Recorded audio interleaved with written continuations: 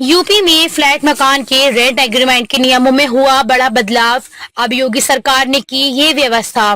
Flat मकान आदि को किराए पर देने की पक्की लिखी पढ़ी के लिए अब आपको मामूली धनराशि ही खर्च करनी पड़ेगी। राज्य सरकार रेंट एग्रीमेंट को पंजीकृत कराने पर लगने वाली स्टाम्प ड्यूटी को काफी हद तक कम करने जा रही है।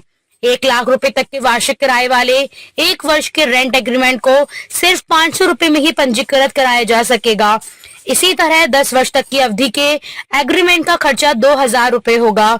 अगर 10 वर्ष तक की अवधि का वार्षिक किराया 6 लाख रुपए तक है, तब भी अधिकतम 8000 रुपए ही खर्च करने होंगे। नए रेंट कंट्रोल कानून का लाभ मिलेगा। सरकार को उम्मीद है कि रजिस्टर्ड एग्रीमेंट के खर्चे को बेहद कम करने से ज्यादा संपत्ति स्वामी किराएदार के अनुबंध को पंजीकृत करने के लिए आगे आएंगे।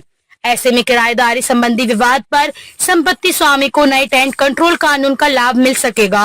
एग्रीमेंट से हटकर सिविल कोर्ट या पुलिस से किराएदार को राहत नहीं मिल सकेगी, जिससे किराएदारी संबंधी कोर्ट में बढ़ते मामलों में कमी आएगी।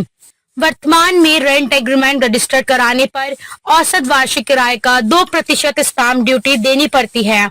यही कारण है कि फ्लैट मकान मालिक और किराएदार ज्यादातर रेंट एग्रीमेंट को रजिस्टर्ड नहीं कराते हैं।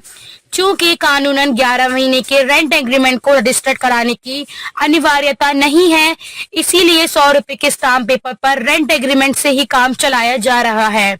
ऐसे में किराएदार को लेकर विवाद पर मकान मालिक को थाने से कोर्ट तक चक्कर लगाने पड़ते हैं। इसको देखते हुए योगी सरकार मकान मालिकों को राहत देने के लिए रेंट एग्रीमेंट को रजिस्टर्ड कराने के खर्च को मामूली करने जा रही है। सूत्रों के मुताबिक 1 लाख रुपए तक का वार्षिक किराया होने पर रेंट एग्रीमेंट को रजिस्टर्ड कराने का खर्चा जहां 500 रुपए किया जा रहा है, वहीं 1 से 3 लाख किराया होने पर 1000 और 3 से 6 लाख रुपए पर 2000 रुपए ही खर्च होंगे। 5 वर्ष के रेंट एग्रीमेंट के रजिस्ट्रेशन पर 1500 से 6000 रुपए और 10 वर्ष की अवधि होने पर 2000 से 8000 रुपए ही खर्च होंगे। स्टाम्प एवं पंजीयन मंत्री रविंद्र जायसवाल ने बताया कि मुख्यमंत्री योगी आदित्यनाथ के निर्देश पर रेंट एग्रीमेंट को रजिस्टर्ड कराने के खर्चे को घटाने के साथ ही पूरी प्रक्रिया को भी आसान बनाने की तैयारी है।